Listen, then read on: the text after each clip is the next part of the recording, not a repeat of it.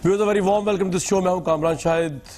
आज आपको मैं जो खबर और जो चीज़ें बताने लगा हूं उसको सुन के एक कुछ लम्हे के लिए आपको लगेगा पीटीवी न्यूज़ चल रहा है, लेकिन नहीं, ये पीटीवी न्यूज़ नहीं है, दुनिया न्यूज़ चल रहा है, क्रेडिबल चैनल चल रहा है और उसी के प्लेटफॉर्म से ये बात करने लगा हूँ। और ये जो बातें बताने लगा हूँ पहले वो सुने, उसके बाद बात करेंगे। American president Donald Trump, elected president, ने प्राइम मिनिस्टर नवाज शरीफ साहब से गुफ्तगू की फ़ोन के ऊपर, उनकी शख्सियत को सराहा। उन्होंने कहा आपकी बहुत अच्छी शोहरत है, आप कमाल की शख्सियत हैं, आप हैरत अंगेज शख्सियत हैं, मैं आपसे मुलाकात का मुंतज़िर हूँ। अमेरिकी सदर ने कहा कि प्राइम मिनिस्टर साहब, मुझे तो ऐसा लग रहा है आपसे बात करके कि आपको मैं मुद्दत से जानता हूँ, आपके मुल्क में हैरत अंगेज तौर पर वसी मौके मौजूद हैं, आप जैसी शख्सियत ना मैंने कभी सुनी ना कभी जानी, आपसे मिलना मेरे लिए एजाज़ होगा। अब जनाब ठीक है, ऑपोजिशन जलेगी, बहुत से लोग जलेंगे, लेकिन ये कतर के शहजादे ने नहीं कहा, ये सऊदी प्रिंस ने नहीं कहा, ये नरेंद्र मोदी ने नहीं कहा, ये पीटीवी न्यूज़ ने भी नहीं कहा, ये डोनाल्ड ट्रंप ने कहा। ये होती है जनाब हारून रशीद साहब। अब आप थोड़ी सी आपने इसमें जेलस फील नहीं करना, आपने इस पे डोनाल्ड ट्रंप कह रहा है हैरत अंगेज शख्सियत, शोहरत अच्छी, कमाल की शख्सियत, ट्रांसपेरेंट शख्सियत, और मिलना डोनाल्ड ट्रंप के लिए एजाज है नवाज शरीफ साहब से। ठीक है, तो उससे बड़ी क्या बात होगी? अब आप उसका जवाब दें। मेरा जवाब है ही बात का जवाब दूं कि ये हमारे प्राइम मिनिस्टर को कि यहाँ पे तो हर रोज डोनाल्ड ट्रंप ने कहना अद्धा पागल है वो, डोनाल्ड ट्रंप जो है अद्धा पागल है। दूसरी बात ये है, ये तो ज्यादती आपने कर दी कि भाई क्यों अद्धा पागल नहीं हो? मैं तो उस पर न्यूट्रल हूँ, मैं कुछ कह नहीं सकता, आपकी राय है। इतने भी आप न्यूट्रल नहीं है। अच्छा, दूसरी बात यह है कि वो अमेरिका का सदर है जी। पाकिस्तान एक बड़ा अहम मुल्क है, इसकी बड़ी स्ट्रेटेजिक इंपॉर्टेंस है, ये सेंट्रल एशिया का रास्ता है, ये मगरबी एशिया का दरवाजा है, ये मिडल ईस्ट के संगम पे है, उसके किनारे पे है, संगम पे नहीं। तीन एतबार से इसकी तजबीराती अहमियत है, स्ट्रेटेजिक इंपॉर्टेंस है, ये बड़ी अहम सरजमीन है।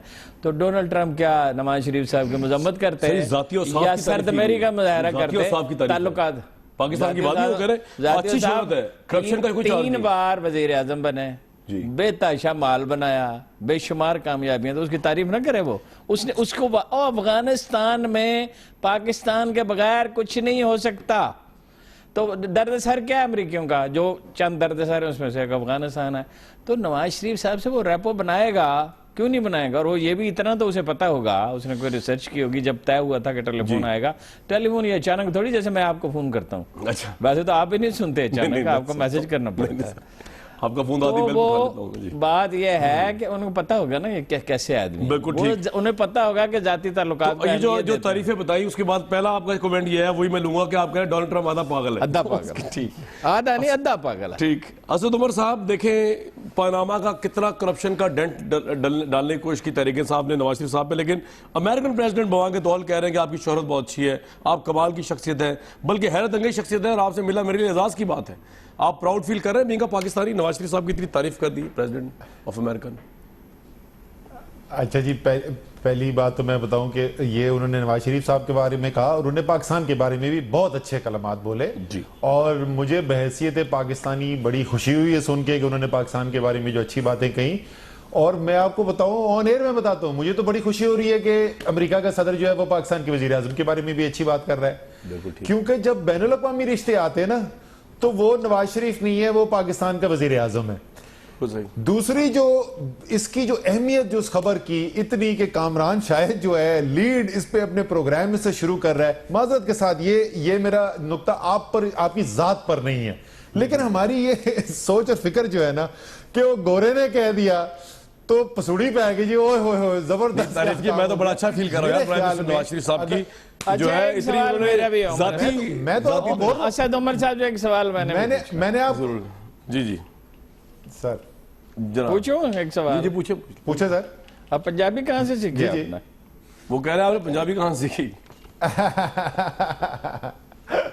सर मेरे वालिद जो हैं वो अम्बाला की पैदाइश, मेरी वालदा पटियाला की, मशरकी पंजाब के घराने से मेरा ताल्लुक है, लेकिन बोलता हूं जारी रखें। अच्छा जी, मैं ये बात कह रहा था, मैं कामरान मैं ये आपसे कह रहा था जनाब कि मुझे अगर जो मेरे लिए मुस्तनद बात है ना, वो है जो शेखुपुरा में कोई बोलता है, जो चकवाल में बोलता है, जो लड़काना में बोलता है, जो चरसदे में बोलता है, जो पेशीन और जोब के अंदर बोलते हैं। मेरे लिए वो ये जो हमारा हवा है ना, कि एक गैर मुल्की, कभी सऊदी शहजादे, कभी लेबनान से कोई आगे, कोई कतरी शहजादा, अमेरिका का सदर, वो उस तरह बात शुरू की। लेकिन देखें, इमरान खान साहब हर उसमें कहते हैं जी पैनामा की वजह से हमारा मुल्क बदनाम हो रहा है, इस प्राइम मिनिस्टर का कोई इमेज ही नहीं है वर्ल्ड में, इसे कहते हैं करप्ट प्राइम मिनिस्टर्स की तस्वीरें चल रही हैं इंटरनेट पे, इंटरनेशनल मीडिया में तस्वीरें गई हैं। उस कॉन्टेक्स्ट में it is a very important thing कि वो उनकी पर्सनल किरदार की तारीफ कर रहा है ट्रंप, नवाज शरीफ साहब जी। खुदा खौफ कर यार।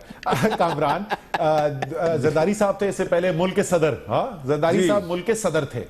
आप मुझे 5 साल में अमेरिकन स्टेट डिपार्टमेंट की या अमेरिकन प्रेसिडेंट की एक स्टेटमेंट दिखा दें, या किसी भी हेड ऑफ स्टेट की, जिन्होंने जरदारी साहब की करप्शन के ऊपर कोई कमेंट किया हो। मैं वर्ल्ड बैंक में मीटिंग्स में आपको बताऊं, मैं यूनाइटेड नेशंस के अंदर हमारा लंच हो रहा था, बान की थाई के मैं टेबल पे बैठा हुआ था, मेरे साथ वर्ल्ड बैंक के सदर बैठे हुए थे। पाकिस्तान में सैलाब आए थे 2010 के। वो कहता है यार हमने कल मीटिंग की है पाकिस्तान की किस तरीके से मदद की जा सके, हम तो चाहते थे और भी करें, लेकिन क्या करें, तुम्हारे सदर की जो रेपुटेशन है वो आड़े आती है। लेकिन ये बात वो कभी पब्लिकली नहीं कहेगा। इसमें तो कोई शक ही नहीं है कि पाकिस्तान की बदनामी हुई है, कि पाकिस्तान के वजीर आजम के ऊपर करप्शन के इल्जामात लगे हुए। सुप्रीम कोर्ट ने इतना उन इल्जामात को मुस्तनद समझा कि उस केस को लिया और उसकी हियरिंग जारी है। ये पाकिस्तान की कोई नेक नामी नहीं हुई सब पैनामा पेपर्स के बाद। राइट। मियां जावेद अजीज साहब, मैंने बड़ी कोशिश की कि नवाज शरीफ साहब को आज मुबारकबाद दूं और जो उनके ओपोनेंट्स हैं उनसे भी कराऊं, लेकिन मैं उसमें नाकाम रहा। लेकिन आपसे मेरा सवाल ये नहीं बनता, आपसे मेरा सवाल ये बनता है कि पूरा इंटरनेशनल मीडिया इस बात को कंडेम कर रहा है कि नवाज शरीफ साहब की तरफ से या हुकूमत पाकिस्तान की तरफ से इतनी पर्सनल टॉक प्रोटोकॉल को तोड़ के उसको सेट असाइड करके किस तरह पाकिस्तानी अखबार में पब्लिश कर दी गई। मैं अभी CNN BBC सुन के आ रहा हूँ, उसमें तमाम में यही चर्चा है कि ये इंटरनेशनल प्रोटोकॉल की खिलाफ वर्जी है। तो प्राइम मिनिस्टर नवाज शरीफ का इमेज इतना नीचे जा चुका है कि इस तरह की टॉक को अखबारात में शाया किया गया क्रेडिबिलिटी बनाने के लिए। नहीं कामरान, पहली बात तो ये है कि हारून रशीद साहब ने या असद उमर साहब ने जो बात की है कि अगर रियासत की तारीफ़ हुई है, अगर रियासत के प्राइम मिनिस्टर की तारीफ़ हुई है, तो ये हमारे लिए खुशाइंद है, खुशी की बात है। और जिस तरह अभी इन्होंने सदर जरदारी का जिक्र किया कि जो इस मनसब से हट जाता है उसके बाद तो कोई प्रेसिडेंट किसी मुल्क का या किसी रियासत का कोई PNB जो है वो उसकी तारीफ तो उस तरह नहीं करता। अगर आज तारीफ हो रही है तो रियासत के एक प्राइम मिनिस्टर की हो रही है और रियासत की हो रही है। प्रोटोकॉल तोड़ा है इसको। अब आ जाए जहां तक ये आप बात करते हैं, तो अगर मैं नहीं कर रहा, CNN कर रहा है, चले अगर वो कर रहा है तो मैं समझता हूं कि नवाज शरीफ को ये इसकी इशाअत की जरूरत नहीं थी जो आप बात कर रहे हैं। मेरी अर्ज सुन लें ना, मेरी अर्ज सुन लें। आप अपने जराए से भी बात कर लेते हैं, कोई ये तो हॉटलाइन पे टॉक हो रही है तो हो ही नहीं सकता। अच्छा चले मेरी बात ये या तो ट्रम्प कर सकता है, मेरी बात तो सुन ले, मेरी अर्ज तो सुन ले। जी बताइए। अगर ये बात हो भी गई है तो कोई ऐसी अनहोनी बात नहीं है। नहीं, उनके लिए अनहोनी है। नहीं उनके लिए होगी, लेकिन मैं समझता हूं कि अगर पाकिस्तान की तारीफ हुई है उस पाकिस्तान की ये जाती तारीफ जो है ना बड़ा जाती भी तो ये प्राइम मिनिस्टर पाकिस्तान के ही है ना, कोई किसी और रियासत के तो नहीं है। अगर बतौर प्राइम मिनिस्टर रियासत पाकिस्तान के उनकी तारीफ हो रही है तो हम सबको खुशी है। पाकिस्तान वाला हिसाब नहीं, वो तो बाकी रहेगी बात, एक बात जो बार बार की जा रही है कि करप्शन के इल्जामात थे, ये था वो था, तो ये तारीफ करना क्या मुनासिब था। मुझे ये बताएं कि क्या करप्शन का कोई इल्जाम उन पर साबित हुआ है? 8-9 माह से ये बातें की जा रही हैं और 1.5 माह से ये केस ट्रायल हो रहा है कोर्ट में, कोई सबूत दिया गया? अगर 8-9 माह से, एक सेकंड जी 8-9 माह से जो बातें की जा रही थी उनमें से कोई आधा सबूत भी कोई लेकर गया होता। मैं जा रहा हूं सदुबर साहब के पास, लेकिन आपके कॉमन सेंस के लिए 4 सवाल छोड़ जा रहा हूं जो कोर्ट ने उठाए। दुबई वाला पैसा कतर लगाया, जद्दा के लिए सरमाया कहां से है, जो प्राइम मिनिस्टर ने कहा था। पैसे कतर और लंदन कैसे पहुंचे, फ्लैट पोतों के नाम बराह रास्त कैसे लगे, गैर तस्दीक शुदा खत पे कतरी ने जो है उसने भाई का नाम क्यों नहीं बताया, और प्राइम मिनिस्टर की स्पीच और उसके जवाब में तजाद है। इसके जवाब तलाश करें। असद उमर साहब वो कह रहे हैं करप्शन को इल्जाम साबित नहीं हुआ आप कर सके कोर्ट में। जी असद उमर साहब। सर वो आधे सबूत की बात करें, मियाँ साहब जो हैं सुप्रीम कोर्ट की हियरिंग्स में नहीं आते हैं, इनके कुछ साथी वहां पे आते हैं, तो मैं इनको इनवाइट करूंगा कि अगली दफा ये भी आ जाया करें, वहां पर इनको सारे सबूत नजर आ जाएंगे। लंदन की प्रॉपर्टीज के डॉक्यूमेंट, लंदन की प्रॉपर्टीज से रजिस्ट्री से इशूड, वो हमने निकलवा के लंदन से कोर्ट के अंदर जमा कराए हैं ओनरशिप दिखाने के लिए। हमने वहां पे क्वींस कोर्ट से जजमेंट निकलवा कर, जिसके अंदर इन प्रॉपर्टीज को अटैच किया गया, वो जजमेंट जो उनकी है जिसमें फैमिली के नाम है, हुदैबिया पेपर का नाम है, वो हमने डॉक्यूमेंट्स वहां पर जमा कराए हैं। हमने मियां नवाज शरीफ के वो गोशवारे जिसमें उन्होंने मरियम को अपना डिपेंडेंट दिखाया, वो जमा करवाए हैं। हमने मरियम साहिबा के गोशवारे जिसके अंदर साफ नजर आता है कि उनकी जो लाइफस्टाइल है, जो रहन सहन है, जो रिहाइश है, वो तमाम अपने वालिद साहब के ऊपर डिपेंडेंट है, वो वहां पर जमा कराए हैं। ये मैं भी बहुत लंबी तफसील आपको बता सकता हूं। मोज़ैक फोंसेका जो लॉ फर्म है, उनका खत BVI के फाइनेंशियल अथॉरिटी को, जिसमें वो कह रहे हैं मरियम जो है वो सोल बेनिफिशियरी है नीलसन और नेस्कॉल की, जो ये मेफेयर अपार्टमेंट के ओनर हैं, वो हमने जमा कराए। लेकिन सबसे अच्छे सबूत तो अपने झूठ साबित करने के लिए, ये अजीबोगरीब बात है, वो हुकूमत ने या शरीफ फैमिली ने जमा कराए। आप जो सवाल अभी पूछ रहे हैं वो तो सवाल अब सानवी हो गया कामरान जी। पहले इस कहानी ये सुनाई गई कि दुबई में बेतहाशा पैसा बनाया गया, उस पैसे से जद्दा में स्टील मिल लगी, जद्दा के स्टील मिल बेच के लंदन में अपार्टमेंट खरीदे। ये वजीर आजम आके कौम के सामने एक दफे से ज्यादा दफा बता के चले गए। फिर जब कागज जमा कराने की बारी आई कोर्ट में, तो उन्होंने कहा नहीं, वो एक्चुअली दुबई में बहुत सारा पैसा कमाया, कतर में लेके गए और कतर से पैसा गया लंदन और वहां पे अपार्टमेंट खरीदे गए।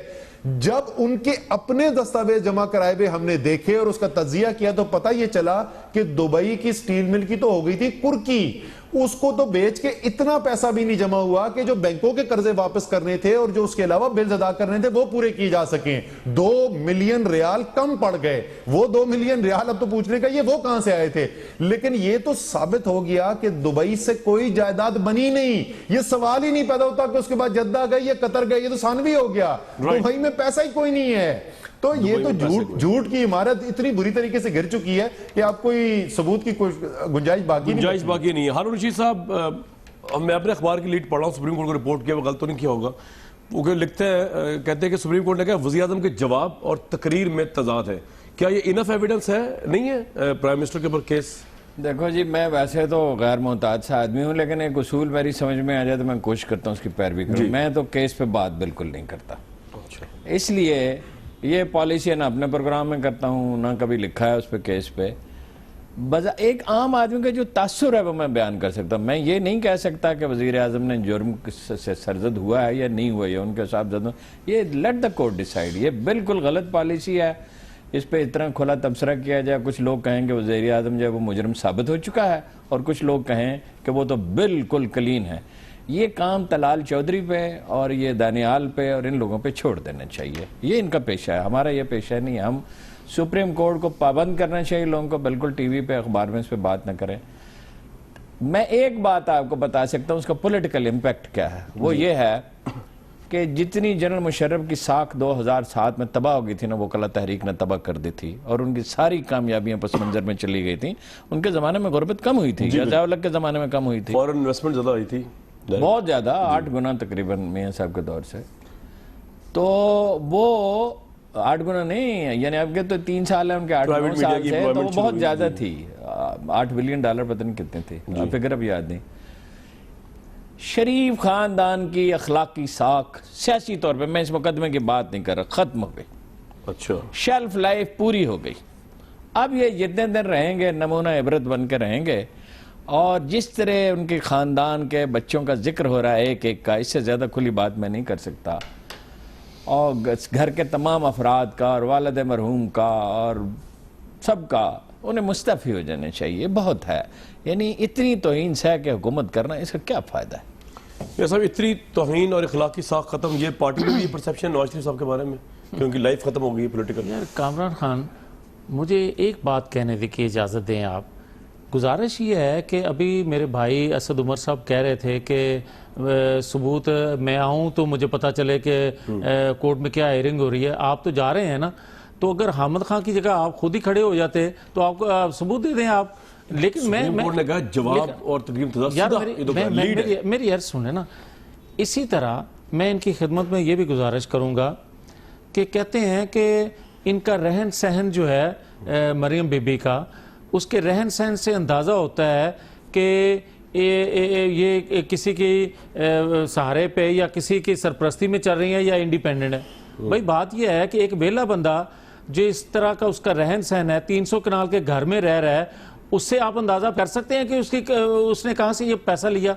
ये एक दूसरे के मतलब बातें करना कोई आसान है, अपने मतलब भी सोचना चाहिए। करें कि डिपेंडेंट और इंडिपेंडेंट की लाइफ डिफरेंट होती है। मैं वही तो कहता हूं ना, मैं वही अर्ज कर रहा हूं। दूसरी मैं अर्ज करना चाहता हूं कि इनका ख्याल ये था कि चौकों चौराहों में कंटेनर पर रौला डालेंगे और उस रौले की पदाश में, उस रौले के नतीजे में ये सब केस में आ जाना। मेरी बात, इनकी सारी बातें गलत है।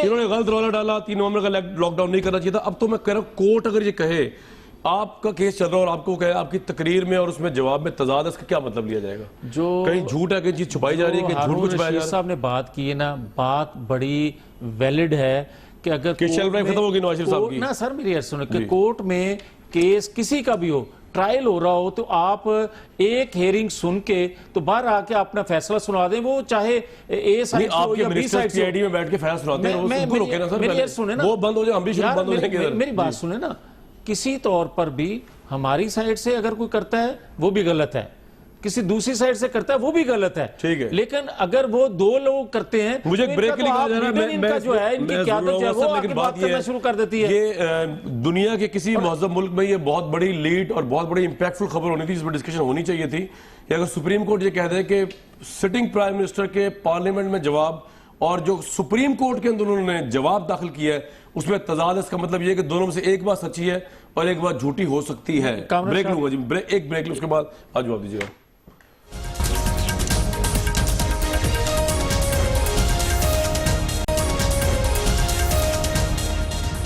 मौलाना बख्शानी साहब ने हमें ज्वाइन किया। मौलाना बख्श साहब, बात ये हो रही थी कि सुप्रीम कोर्ट ने कहा कि प्राइम मिनिस्टर के जवाब और तकरीर में तजाद है। मैं कह रहा हूं कि हमें अप्रिशिएट करना चाहिए कि तहरीक इंसाफ की वजह से दिन देखना नसीब हुआ कि सुप्रीम कोर्ट अब अकाउंटेबिलिटी कर रही है वक्त के प्राइम मिनिस्टर की, या आप भी कोई हिस्सा डालेंगे इसमें? ये अच्छी बात नहीं, अच्छी बात है। सुप्रीम कोर्ट उनका इंसाफ कर रही है और मैं खुश भी हूँ। सुप्रीम कोर्ट कम से कम अपने गैर जानबदारी का भी इजहार कर रही है कि वो नवाज शरीफ साहब कर सकती है। लेकिन मुझे तो माजी जहन में आ जाता है, हमारे साथ क्या हुआ, क्यों हमारे वज़ीर-ए-आज़म का एहतसाब होता रहा, क्यों हमें रुस्वा करते रहे, बीबी को, भुट्टो साहब को, राजा परवेज अशरफ को, यूसुफ गीलानी को। चले अच्छी बात है, अच्छी रिवायत पड़ेगी, लेकिन अभी आगे और देखना होगा। तब यहाँ अगर हम होते सामने या पार्टी हम होते तो शक्ल और हो जाती, लेकिन अच्छी बात है, एहतसाब होना चाहिए। अब एहतसाब जो हो रहा है वो नजर भी आना चाहिए ताकि लोगों का एतमाद बढ़ जाए। मौलाना साहब, आपको लगता है कि ये बड़ा क्लियर केस है, जिस तरह सुप्रीम कोर्ट ने सवाल उठाया है कि प्राइम मिनिस्टर की तकरीर और जवाब में तजाद है, मनी ट्रेल का पता नहीं चल रहा, उसको साबित करना पड़ेगा, कतरी शहजादे का लेटर जो है वो तस्दीक शुदा नहीं है। आपको लगता है कि ये बड़ा क्लियर केस जा रहा है, जिस तरफ भी जा रहा है? देखिए, एक दिन खान साहब कहते हैं क्लियर है, केस खत्म हो गया है, दूसरे दिन ऐसे रिमार्क्स आते हैं कोर्ट की तरफ से, आप फिर सोचने पे मजबूर हो रहे हैं कि क्या हो रहा है। अब इसमें हतमी तो कोई बात नहीं कही जा सकती क्योंकि अदालत में है केस, उसमें ज़्यादा बोल भी नहीं सकते, लेकिन हमें देखना होगा कि इंसाफ जो होगा वो लोगों को नज़र भी आएगा। ये लाहौर में आप आ रहे हैं, पंजाब में एक्टिवेट कर रहे हैं अपने आप को, क्योंकि ऑब्वियसली यहाँ पे इस गैप को पीटीआई ने फिल किया था लास्ट इलेक्शन में, आपके गैप को। तो जरदारी साहब भी आकर लीड करेंगे अब, या सिर्फ बिलावल साहब ही रहेंगे ये लीड करने के लिए पंजाब वगैरह के मामले?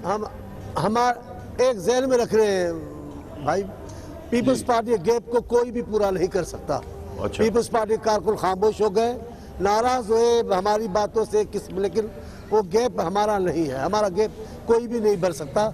हमारे गैप भरने के लिए जो शराइत है क़यादत की, वो न मियाँ साहब पूरा कर सकते न इमरान खान साहब पूरा कर सकते। ये सिर्फ नारे मारने की और पेशेवर सैंडल पहनने की, कफ खोल के चलने की बात नहीं है। यहाँ आवाम के लिए कोड़े खाने पड़ते हैं, कैद बर्दाश्त करनी पड़ती है, फांसियों पे झूलना पड़ता है। ये इनके बस की बात नहीं, सीधी बात है, हमारा ये नहीं। लेकिन हम पंजाब में आए, लाहौर हमारा शहर है, लाहौर पाकिस्तान पीपल्स पार्टी की जन्मभूमि है और हमारे लिए अजनबी नहीं है पंजाब। और पंजाब में लाखों जो हिमायती प्यार करने वाले भुट्टो साहब के साथ बीबी के भाई थे, वो सब के सब जिंदा सलामत है। वो क़यादत के इंतज़ार में थे। अब बिलावल भुट्टो साहब में उनको बीबी नज़र आती है, बिलावल साहब में उनको भुट्टो नज़र आता है। अब आप देखें जोश खरोश में सब लाहौर में बैठा हूँ, बाहर रोड पे आपकी खातिर प्रोग्राम कर रहा हूँ। बहुत शुक्रिया। हम तो हैरान हो गए लोगों का जज्बा देख के जी।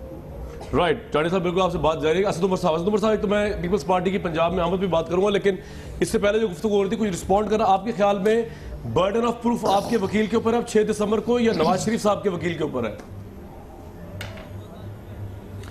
नहीं जी, देखिए कोर्ट जो है वो दोनों से ये सवाल पूछ रही है। वो जाहिर है उन्होंने हमसे भी कहा है कि जो प्रूफ आपके पास हैं वो प्रूफ आप कोर्ट को जमा कराएं, और इसी तरीके से उन्होंने मियां साहब के जो लॉयर्स हैं और उनके फैमिली के जो लॉयर्स हैं उनसे भी मांगा है। जिस तरीके से अजमत शहीद साहब ने पिछली प्रोसीडिंग में कहा था ये इंक्विजिटोरियल प्रोसीडिंग्स हैं, तो कोर्ट जो है वो सवाल पूछ रही है और दोनों साइड के जो लॉयर्स हैं उनका काम है कोर्ट को असेस करना।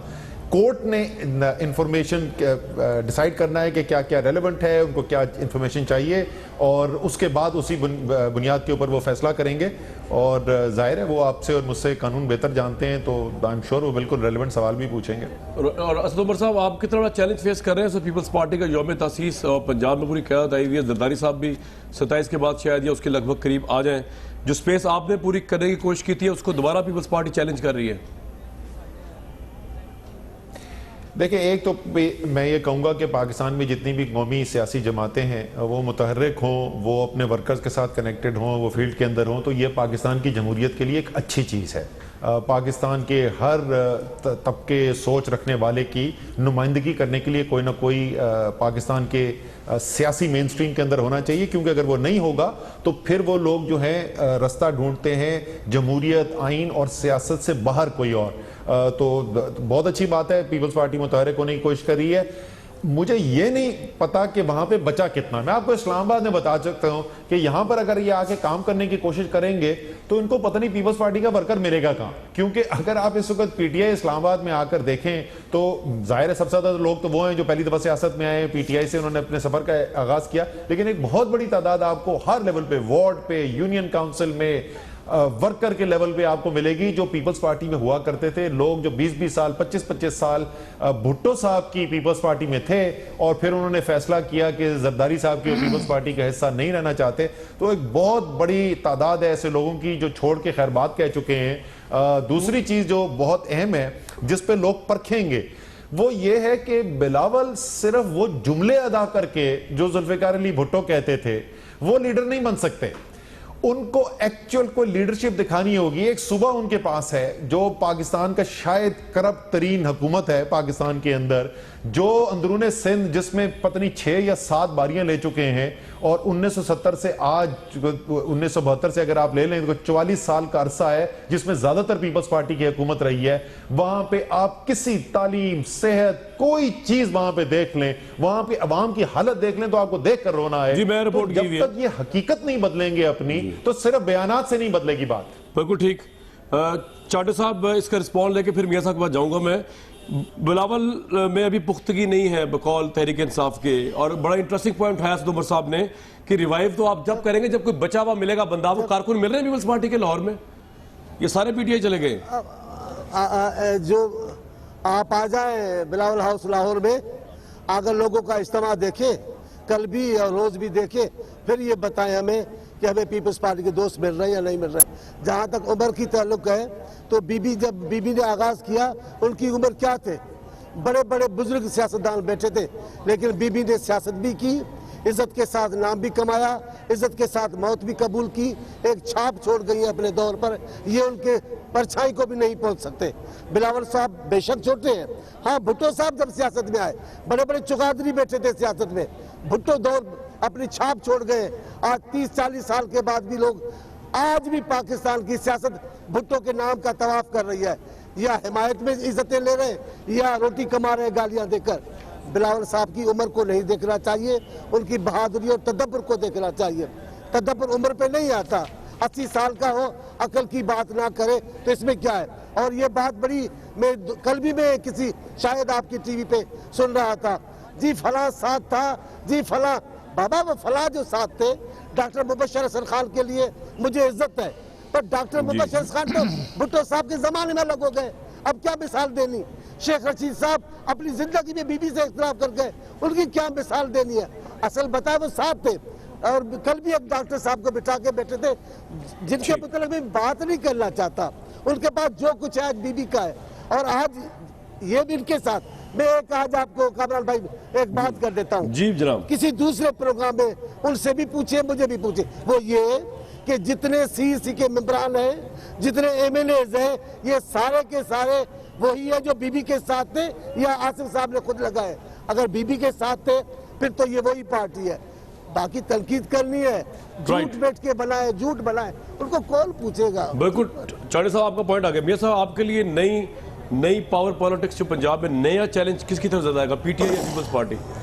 कामरान शाह मुझे थोड़ा वक्त दिए जी, जी। ताकि मैं पहले भी कामरान इन्होंने बात की हारून रशीद साहब ने कि इल्ज़ामात की वजह से, धरनों की वजह से नवाज शरीफ की साख जो है वो मुतासर हुई है, अच्छा।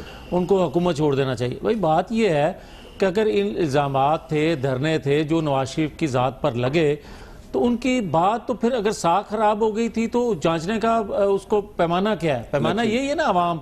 अगर इंतखाबात जो भी आए, आप कश्मीर के इंतखाबात देख लें, आप गिलगित बल्तिस्तान के इंतखाबात देख लें, आप ज़िमनी इंतखाबात देख लें, आप बल्दियाती इंतखाबात, कौन सा पैमाना है और अवाम को जांचने का, परखने का? तो वहाँ आप कामयाब हुए, आप कह रहे हैं। आगे दूसरा अगर पॉइंट ये एक दूसरी बात जो की है चांडियो साहब ने, उन्होंने कहा जी माजी में हमारे साथ ये कुछ हुआ। माजी में परवेज मुशर्रफ के दौर में हमारे साथ जो कुछ हुआ वो भी चांडियो साहब आपके इल्म में है, और मैं समझता हूं कि ये इस पे कोई शक नहीं। पीपल्स पार्टी जो है वो उसने एक जद्दोजहद की, पीपल्स पार्टी ने मारे खाई, कोड़े खाए। इसका मैं आपके लिए ज्यादा बड़ा चैलेंज क्या होगा अगले इलेक्शन में, पीपल्स पार्टी या पीटीआई? मैं समझता हूं कि एक वक्त था कामरान शाहिद साहब के जुल्फकार अली भुट्टो एंटी जुल्फकार अली भुट्टो लोग थे, अब और उस वक्त आज एक हकीकत है कि नवाज शरीफ एंटी नवाज शरीफ। आज अगर जो बेहतर परफॉर्म करेगा, जो वर्कर्स में राब्ता बेहतर रखेगा, और उसमें मुझे नजर आ रहा है, एक सेकंड जी प्लीज, मुझे उसमें नजर आ रहा है कि बिलावल जो हैं उसमें वो एक झलक नजर आती है अपनी वालदा की, जुल्फकार। आपका पॉइंट आ गया। मैं हारून साहब बड़े एक्सपर्ट हैं इस मामले में, पॉलिटिकल पार्टीज का डिक्लाइन और राइज देखा। सर चांडियो साहब कह रहे हैं पाकिस्तान की सियासत आज भी भुट्टो का तवाफ कर रही है। आपके नजदीक पीपल्स पार्टी रिवाइव हो पाएगी पंजाब में? हम क्योंकि लाहौर में बैठे हुए पीपल्स पार्टी। चांडियो साहब हमारे दोस्त हैं, बड़े मेहरबान हैं, एक रोमांटिक आदमी हैं, उनके ख्याल में तवाफ कर रही है, भुट्टो के गिर्द नहीं घूम रही है पाकिस्तान की सियासत। अच्छा, अब वो इतना कुरान मजीद में है, कुल्ल उम्मत नजल, हर ग्रोह का आखिरकार फना हो जाना होता है। तो पीपल्स पार्टी अब मकबूलियत के रास्ते पे नहीं है। अब कोशिश कर रहे हैं, वो अच्छी बात है, कोशिश कर रहे हैं, उनका हक भी है, और ठीक है, एक सेहतमंद मुकाबला होगा। जैसे जैसे ये पॉलिटिक्स लोग अवाम में जाएंगे, उन्हें अपनी खामियों का पता चलेगा, अपनी गलतियों का पता चलेगा। जवाब दे दो, कह रहा आपके तज्जिए से बरक्स पीपल्स नून लीग इलेक्शन वो जीते। तो पनामा लीग से पहले की बात है, इलेक्शन जीते। यस, पाकिस्तानी सियासत की ट्रेजेडी ये नहीं है कि कोई, यानी ये हुकूमतें करप्ट होती हैं, ऑलमोस्ट सारी हुकूमतें करप्ट रही हैं, कुछ ज्यादा कुछ। वैसे आज जंग में आप ज़मीनी इलेक्शन असल एक मिनट और बात है पाकिस्तानी सियासत की ट्रेजेडी, एक मिनट यार में जी ट्रेजेडी ये है कि जो मुतबादल सियासी जमातें वो भी कोई काम नहीं करती। मैं आपको उसकी मिसाल देता हूँ। क्या तैयारी है जी तहरीक इंसाफ की हुकूमत चलाने के लिए? कल अगर इलेक्शन हो, अब बोलते उनकी इलेक्शन की तैयारी नहीं, उमर हसन साहब से पूछें। और अगर ये इलेक्शन जीत जाए तो मुल्क चलाने की कोई तैयारी नहीं। नवाज शरीफ साहब ने जब इख्तिदार संभाला 96 में, तो उनका पहला फिक्र ये था उनकी करिए, कुछ पता नहीं था, और इस दफे भी नहीं था पता। देखिए कश्मीर इतना बड़ा इशू है जी सर, इतना बड़ा इशू है, आप बता दें किसी पॉलिटिकल पार्टी ने कोई काम उस पर किया हो पिछले 4-6 महीने में जब से ये तहरीक जारी है?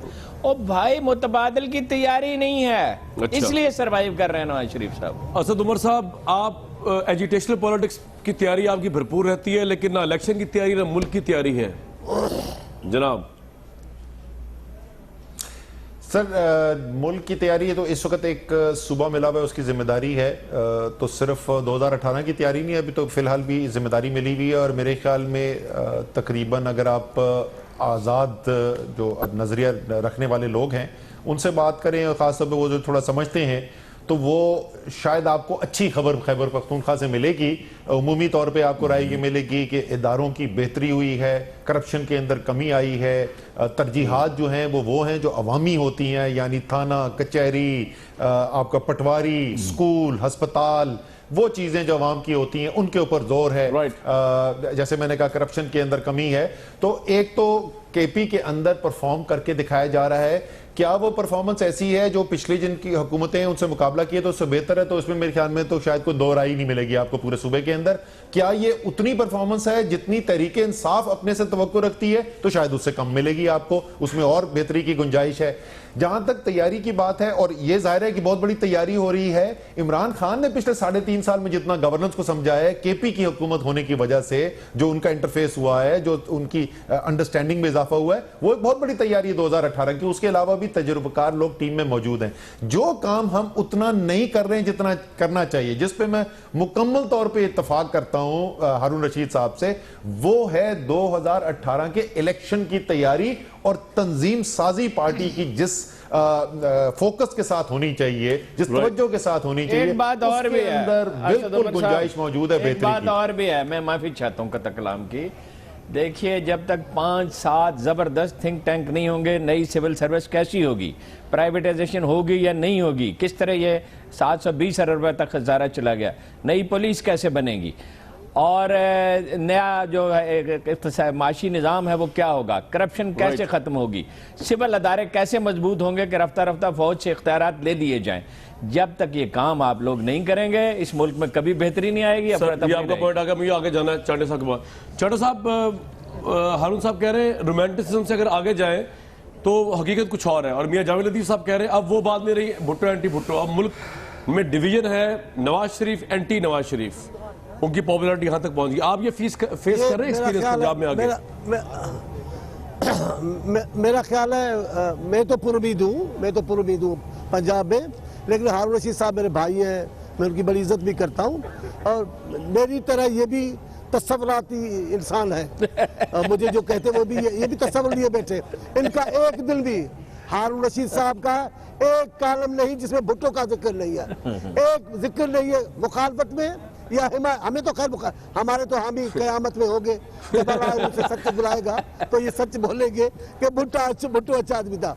लेकिन मैं आपको आज भी बताता हूँ, भुट्टो के मुखालफत में सियासत होती है, बीबी की मुखालफत में सियासत होती है। ये बिलावल से दुश्मनी नहीं है, ये भुट्टो से दुश्मनी है, ये बीबी से दुश्मनी है। बिलावल ने तो आगाज किया है सियासत का, ये सारा गुस्सा वो है। लेकिन मैं पुरुमीद हूँ, और ये बात मैं मानता हूँ कि चले अभी काम वक्त पड़ा है, आने दे, हमें भी आगाज हमने भी किया है पंजाब में नए सिरे से, हालात आ जाएंगे, हम भी सियासी काम कर रहे हैं, वो भी जिनको लोग समझेंगे, जिनके लिए लोगों के पास जिनके लिए कशिश होगी, जिनमें एतमाद होगा, इंशाल्लाह उनका फैसला हो जाएगा। अभी बैठकर मैं पेशेंट गोई तो नहीं कर सकता, बिल्कुल ठीक। मियां साहब, इतना हैवी मुकदमा चल रहा है नवाज शरीफ साहब पे, तो ये रोज के मुल्की मामलात किस तरह वो सर अंजाम देते होंगे? इतने ऐसे खतरनाक रिमार्क्स आ रहे हैं कोर्ट की तरफ से, उनका आधा ध्यान तो इस पर लगा होगा कहीं मैं खुदा ना खासा डिस्क्वालीफाई ना हो जाऊँ, ऐसा नहीं है? आप तो मिलते हैं उनसे। अभी एक बात कर रहे थे कामरान शाह साहब कि पनामा लीक्स के बाद जो है कोई ज़िमनी इंतखाब, भाई पनामा लीक्स के बाद जो है वो कश्मीर के इंतखाबात हुए हैं, और वो हम उसके बाद नहीं हो सकता। नहीं, उस वक्त ये शोर इन्होंने, अच्छा चले, अच्छा मेरी बात तो सुन लेना हारून साहब, को लड़ना थोड़ी है। मैं ये कह रहा नहीं, लेकिन अगले की बात तो सुन लिया करें ना, आप अपनी बात करते दूसरे की भी सुन लिया करें, मतलब ये हौसला करें ना। अच्छा, एक आपने एक इन्होंने बात और की, इन्होंने कहा असद उमर साहब ने कि खैबर पख्तूनख्वा में जनाब करप्शन खत्म होगी, पटवारी कल्चर खत्म हो गया, कम हो गई, या ये जो भी। मुझे ये बताएं कामरान शाह साहब कि खैबर पख्तूनख्वा के वुज़रा जो हैं वो पकड़े नहीं गए असद उमर साहब करप्शन में?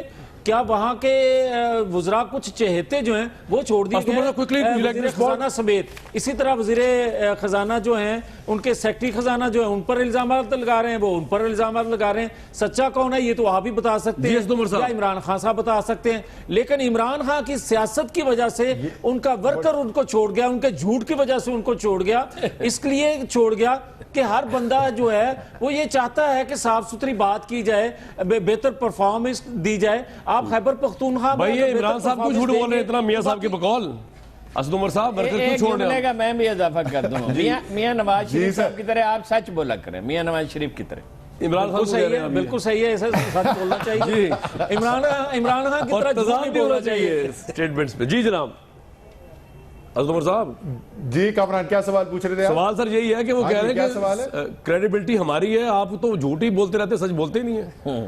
नेशनल चैनल पे कह रहे हैं आप। हाँ, ये बात कर रहे थे, मिनिस्टर पकड़े जाने की बात कर रहे थे जी। सर जी। ये आपने बेहतरीन मिसाल दे दी पुलिस कि 6-6 बारियां लेने वाले और वही चोरी को डिफेंड करने वाले और एक दूसरे को खड़े होकर सारी कौम के सामने ये कहने वाले कि तुम चोरो, तुम चोरो, तुम चोरो, तुम चोरो, लेकिन ना हम तुम्हारी चोरी पकड़ेंगे ना तुम हमारी चोरी पकड़ो। उससे फर्क कैसे हो रहा है खैबर पख्तूनख्वा में?